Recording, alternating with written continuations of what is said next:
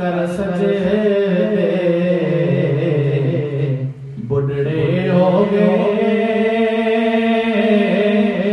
मुल्ला पंडित सारे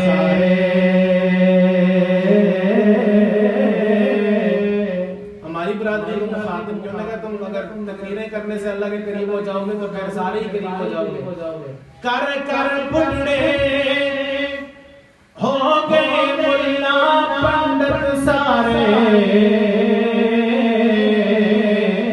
ते रब दा बोझ खुराना लबा, एवें सजदे कर कर मारे। और फरमाया रब दूर भी नहीं है, रब ते तेरे अंदर वसदा,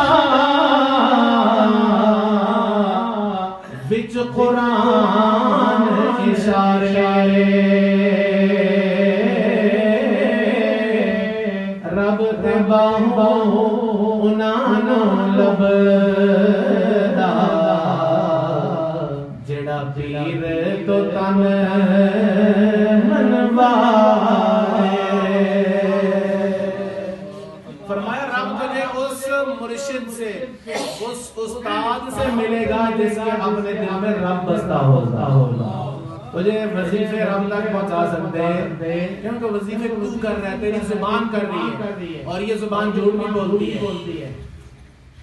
जिक्र तू कर रहा है, नफल तू पढ़ रहा है, तेरी बॉडी है, ये बॉडी तुझे गुनाह में भी लेके जाती है, इसको बुराइयों में